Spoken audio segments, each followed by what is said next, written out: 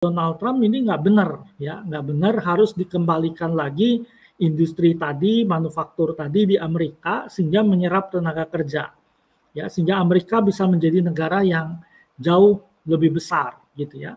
Dan kalau terjadi perang, nggak mungkin kalau seandainya dia import baja dari China, dari India, kalau ada perang, dia nggak bisa expect bahwa uh, import, ya nunggu barang import datang untuk bikin mesin perang, ya. Kalau ada konfliknya terkait dengan China atau Tiongkok, tentu jadi masalah besar bagi mereka. Nah, yang terakhir itu Donald Trump berpikir ya bahwa tarif US itu ke negara-negara lain itu relatif lebih murah. Ya, jadi ini adalah 4 hal ya kenapa Trump memikirkan tarif tadi ya yang dipakai.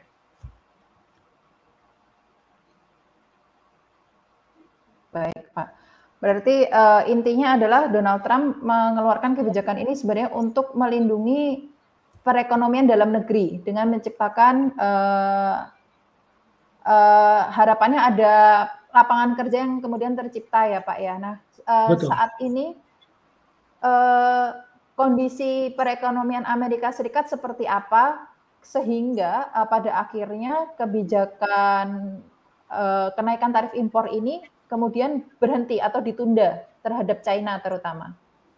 Ya, jadi kalau kita lihat gitu ya, perang dagang ini awalnya Trump berpikir gitu ya, harusnya logika sederhananya dalam perang dagang itu adalah kalau Amerika ingin barangnya dibeli lebih banyak, dia mengontak negara-negara lain mengatakan, yuk kita berunding, gitu kan, berunding terus dulu beli barang saya lebih banyak, kalau enggak saya tarif, gitu kan, harusnya seperti itu, gitu ya, harusnya dia meminta negara lain, gitu. Nah, tetapi Donald Trump merubah cara pikirnya, saya tarif dulu, ya begitu ditarif semua negara terkejut kan, barangnya nggak bisa masuk US.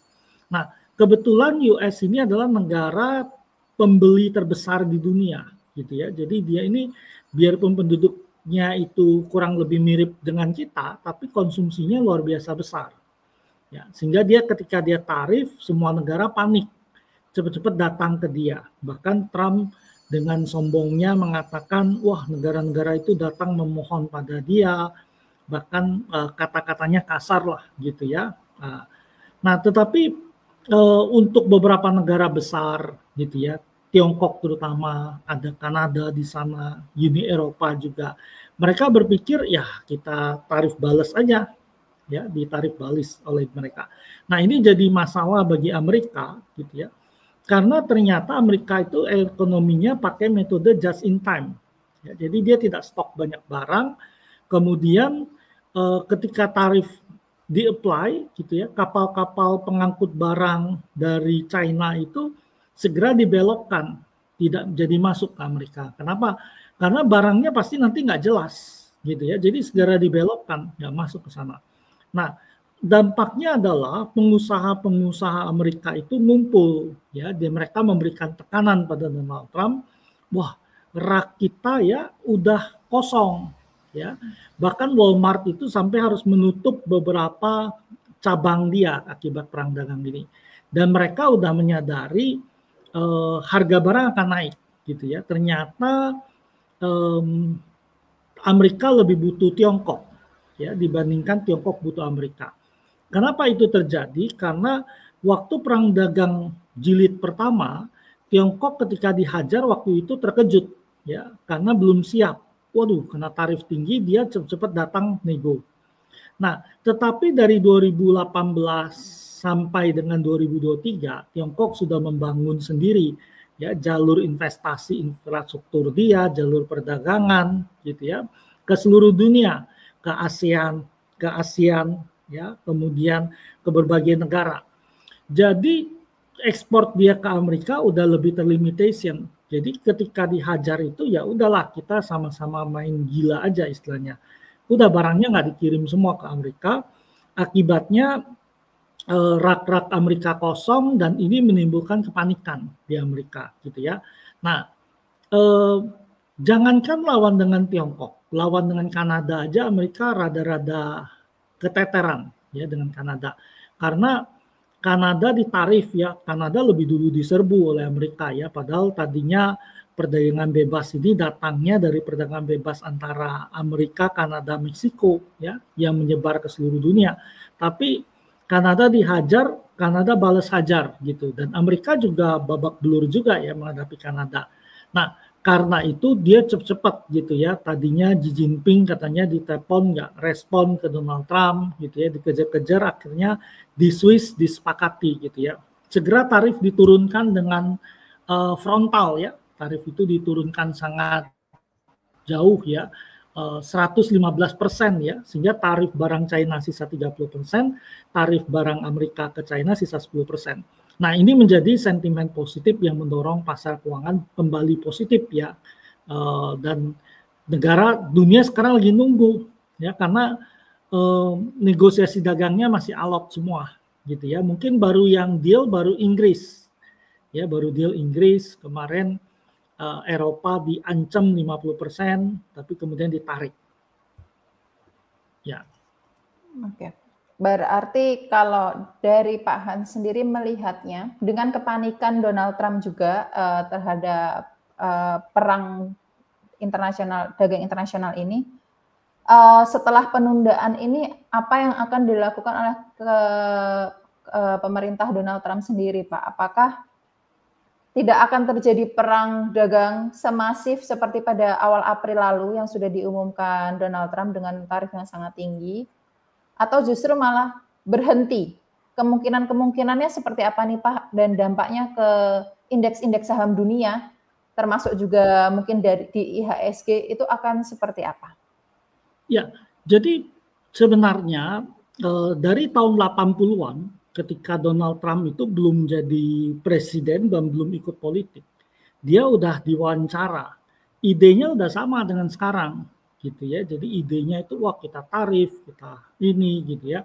Gaya-gayanya udah sama dengan sekarang. Nah, yang menarik ini Trump adalah orang yang konsisten ya, tapi konsisten dalam kesalahan. Ya, jadi ide-idenya itu ternyata salah ya, ide-idenya gitu. Nah, saya menyorotin dulu ya. Pertama, defisit anggaran pemerintah ya. Donald Trump malah berpikir, oke, kita turunin pajak untuk warga Amerika ya. Tapi di sisi lain dia ngarepin tarif bea. Bea itu nanti sebagian besar itu ditanggung oleh masyarakat Amerika.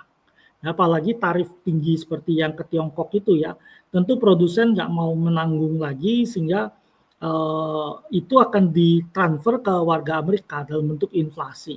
Ya, itu kesalahan pertama dia.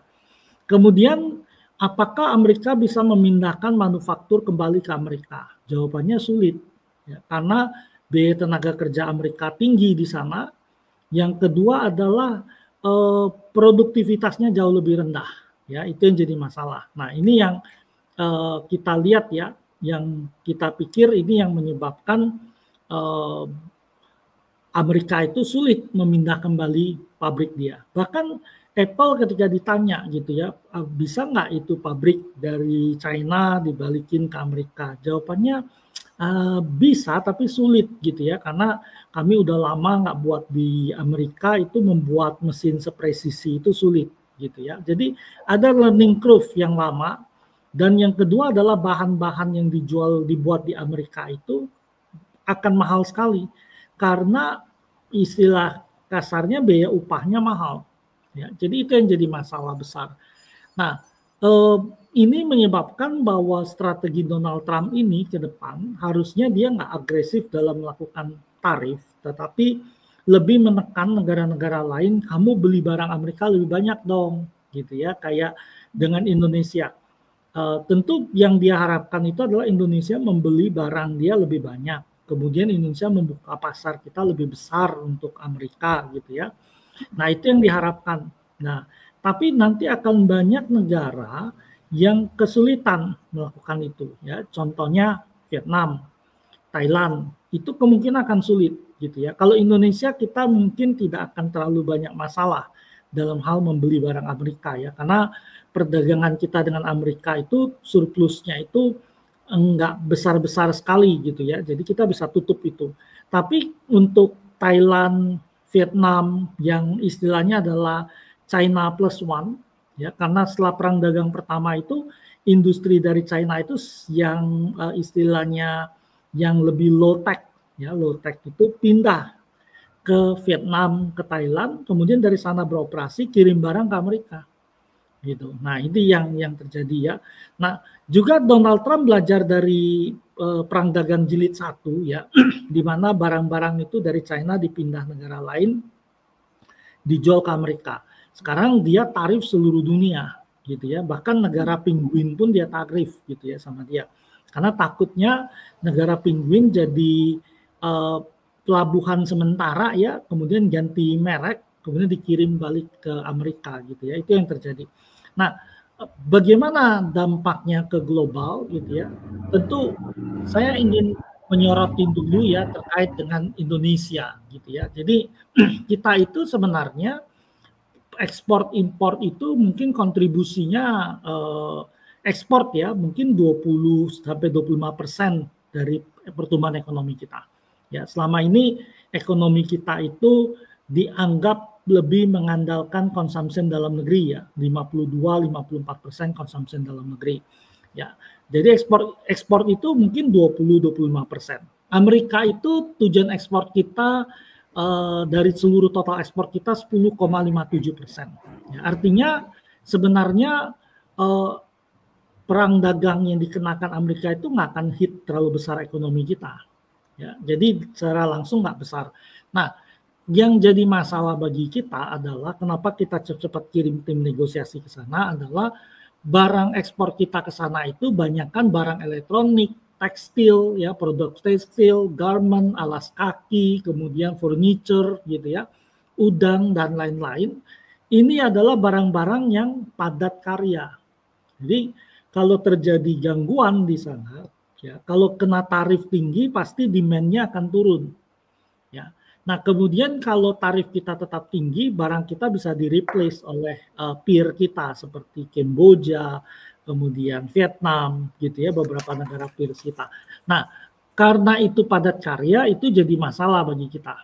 Ya, itu yang jadi perhatian kita ya, pertama.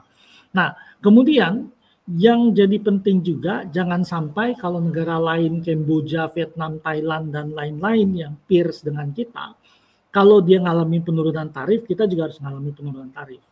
Ya. Dan barang-barang Indonesia yang dikirim ke Amerika tidak mungkin diproduksi di Amerika lagi, karena kita nggak mungkin berpikir Amerika bikin pabrik tekstil, ya nggak mungkin, nggak ada yang mau kerja di pabrik tekstil ya. Jadi barang kita itu sebenarnya tidak ditarif itu ya warga Amerika sendiri yang akan menanggung tarifnya. Nah, yang dunia takut itu adalah perang dagang itu meluas ya ke berbagai negara. Jadi lewat dua hal meluasnya. Pertama, negara-negara itu saling tarif dengan Amerika ya. Nah, Tiongkok balas waktu itu. Nah, sekarang Uni Eropa kesulitan deal dengan Amerika gitu ya. Jepang belum ketemu kesepakatan. Nah, kalau seluruh dunia tidak menemukan solusi perdagangan, pertumbuhan ekonomi dunia akan melambat. Nah, kalau pertumbuhan ekonomi dunia melambat, ya tentu ada pengaruh besar pada Indonesia, terutama harga komoditas yang tertekan turun, kemudian ekonomi Indonesia akan melambat. Nah, itu pasti ada pengaruh ke seluruh dunia. Yang kedua, ya ini udah saya baca nih, di Uni Eropa mulai bicara tentang ini. Barang-barang yang gagal masuk Amerika, itu akan mencari pasar baru. Gitu. Nah, itu kalau dijual ke negara lain, kemungkinan itu bisa dumping harganya, lebih murah. Nah, kalau harganya lebih murah, itu dampaknya adalah negara-negara itu akan menghadapi masalah dalam ekonomi dalam negeri. Ya, karena industri dalam negeri terpukul oleh barang impor yang murah. Barang-barang yang lari dari Amerika pindah ke negara berkembang lain. Gitu.